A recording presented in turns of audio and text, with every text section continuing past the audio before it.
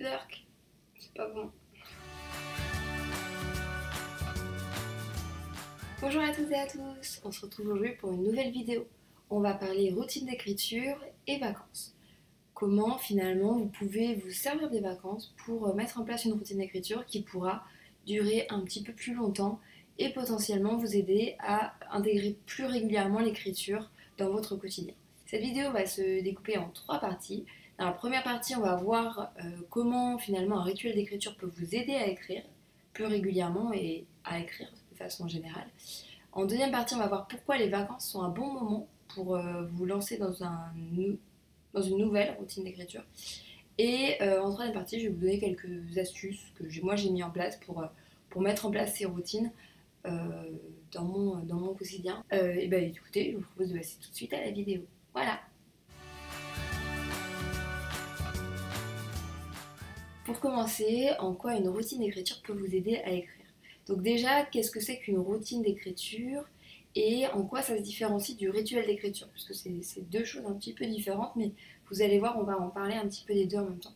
Donc la routine d'écriture, c'est vraiment le côté intégrer l'écriture dans une routine. Et par exemple, on parle des morning routines des blogueuses, des night routines. En gros, c'est l'ensemble d'actions que vous allez faire à un moment de la journée. Donc par exemple au lever, au coucher.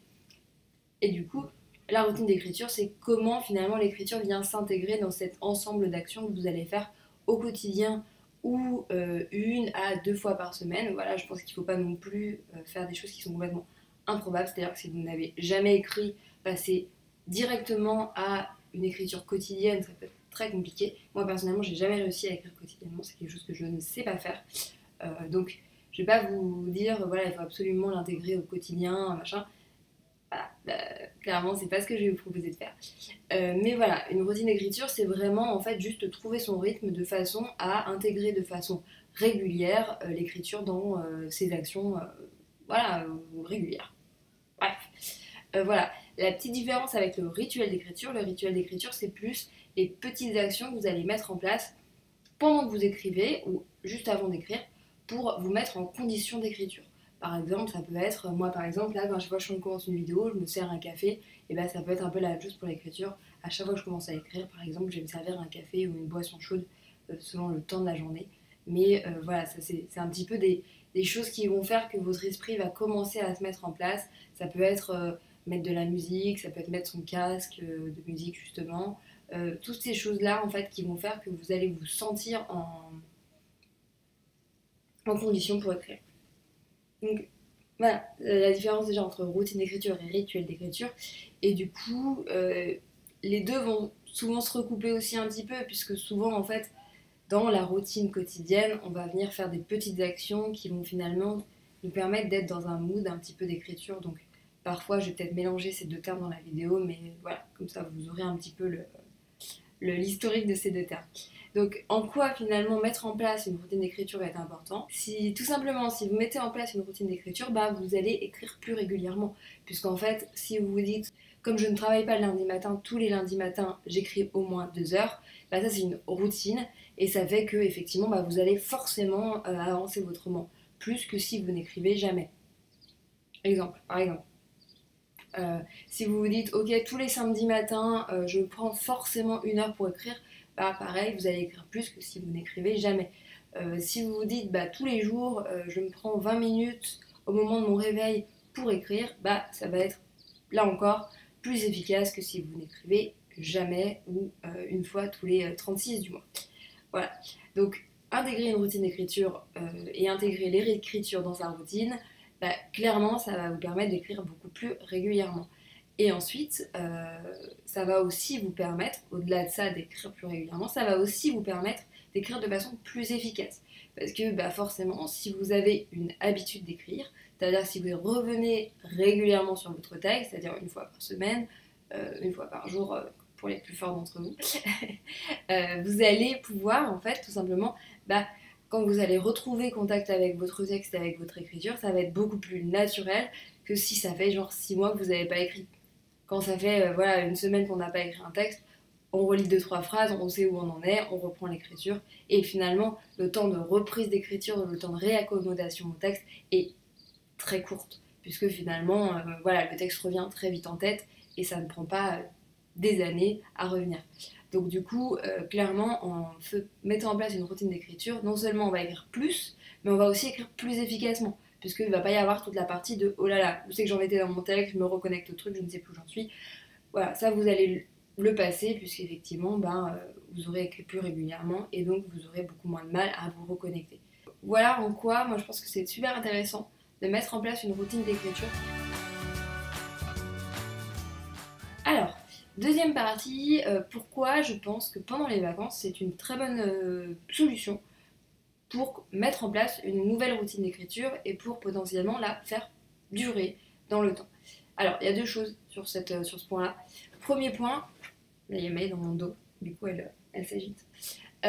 Premier point, pourquoi les vacances sont un très bon moment pour remettre en place une routine d'écriture? En fait, tout bêtement, parce que pendant les vacances, où que vous soyez, que ça soit en restant chez vous, ou si vous partez donc en famille, dans un club, enfin dans toutes les possibilités qui s'offrent à vous pour les vacances, en fait, tout simplement, vous allez acquérir, même si c'est pour l'espace de 1 semaine ou 2 semaines, vous allez acquérir de nouveaux automatismes. Je vous laisse juste retourner à votre expérience personnelle. En fait, je pense que vous l'avez remarqué, à partir du moment où vous passez en vacances, en fait, les habitudes qui sont les vôtres au quotidien ne sont plus les vôtres pendant les mois, enfin les semaines, on va pas s'en... Ne nous enflammons pas. Pendant les semaines de vacances, en général, on fait différemment. Et en fait, ce moment finalement de passage à une autre routine, qui va mettre peut-être quelques jours à s'adapter, hein. On est d'accord que le premier jour, vous n'allez pas tout de suite adopter une nouvelle routine, mais voilà, au moment où vous allez passer à votre routine de vacances, pourquoi pas à ce moment-là, finalement, intégrer l'écriture, puisque de toute façon, vous êtes dans quelque chose de nouveau, donc pourquoi pas en profiter pour intégrer quelque chose qui non seulement vous fait plaisir, mais qui vous permet d'atteindre des objectifs que vous vous êtes fixés et des priorités que vous aviez. Voilà. Deuxième point, justement, à partir du moment où vous allez pouvoir avoir mis en place cette nouvelle routine, on dit que, alors là, les avis divergent et il n'y a pas vraiment de... Alors je crois qu'il y aura des études à ce niveau-là, mais j'aurais du mal à vous dire, voilà, c'est vraiment comme ça que ça se passe, parce que je crois qu'il y avait beaucoup de choses qui ont été dites, et même pour moi, j'ai pu remarquer que ça bougeait quand même. Donc voilà, je vous donne l'info et après vous en ferez ce que vous voulez. En gros, on dit qu'il faut 21 jours pour prendre une habitude. Qu'est-ce que ça veut dire prendre une habitude? En vrai, ça veut tout simplement dire que au moment où vous avez pris l'habitude, la dose de volonté que vous avez besoin de faire pour faire l'action est moins importante que quand elle n'est pas encore vraiment intégrée dans vos habitudes. Typiquement, écrire, puisque c'est ça qui nous intéresse aujourd'hui. Si vous écrivez, au début, vous allez peut-être vous forcer à mettre cette action dans votre routine, c'est-à-dire que vous allez dire, allez, je viens de finir mon petit déjeuner, je me mets sur mon heure d'écriture, hop, je le fais. Ça va peut-être être un effort. Et au fur et à mesure, à force de le faire, en fait, et potentiellement après 21 jours, en fait, cette action qui jusque-là vous demandait de la volonté et de l'énergie pour le faire, en fait, bien sûr, ça va continuer à vous demander de l'énergie, mais potentiellement, ça va vous demander beaucoup moins de volonté parce que finalement, vous aurez pris ça comme étant quelque chose de normal, quelque chose que vous devez faire, et du coup, ça sera intégré comme une habitude, quelque chose qui finalement ne vous demandera plus autant de volonté que ce que ça avait auparavant. L'intérêt de ça, c'est que vos vacances, normalement, vont être de 7 jours ou 14 jours, potentiellement même 21 jours, et c'est là où ça nous intéresse. C'est que du coup, potentiellement, si pendant les vacances, vous forcez un petit peu, mais potentiellement pendant les vacances, vous avez un peu plus de temps, vous avez potentiellement moins de choses qui sont obligatoires à faire, donc toute la volonté, vous pouvez plutôt la passer sur des choses comme écrire, puisque effectivement, potentiellement, il y a quand même moins de choses qui sont obligatoires pour vous, vous n'êtes pas obligé d'aller travailler, vous n'êtes pas obligé de faire certaines actions, donc genre le ménage, genre la cuisine et tout ça. L'idée c'est que voilà, pendant les vacances, votre volonté va pouvoir être plutôt dirigée sur votre projet d'écriture, et ce qui fait que si pendant les vacances, vous prenez l'habitude d'écrire en vous forçant, il est possible qu'après un certain moment, cette action devienne une habitude et que ça demande pour vous beaucoup moins de volonté, ce qui fait qu'ensuite, quand vous allez revenir dans un quotidien normal, du coup, comme l'écriture sera devenue plus habituelle, elle vous demandera beaucoup moins d'énergie et beaucoup moins de volonté à faire. Et quand vous allez comme ça re-switcher vers votre routine perso, peut-être que vous continuerez à intégrer l'écriture parce que d'une part, et bah ça sera pas illogique de reprogrammer l'écriture parce que ça sera devenu une priorité, mais en plus parce que effectivement ça vous demandera moins d'énergie de l'avoir intégré et de l'intégrer au quotidien. Donc voilà, 2 raisons pour lesquelles je pense que ça peut être intéressant de tenter de mettre en place pendant ces vacances une routine d'écriture. Voilà, je vous conseille de tester pour voir un petit peu comment ça se passe. Et du coup, bah, on passe à la troisième partie. Et dans cette troisième partie, on va plus parler en fait des solutions que vous avez pour mettre en place ces choses. Je retourne sur mon café pas bon. Et j'ai un peu peur parce qu'il est vraiment dégueulasse. En fait, c'est très bizarre, on dirait que c'est du thé. Parce que niveau infusion, ben, ça fait comme du thé. Et niveau goût, bah, ça ressemble pas à du café. Donc ouais, c'est pas très bon. C'est bof. Bref, cette dégustation terminée, on peut passer au troisième point. Donc, troisième point de la vidéo, donc sur mes petites astuces pour mettre en place votre routine d'écriture. Donc, première chose, en fait, moi je vous conseille de regarder un petit peu dans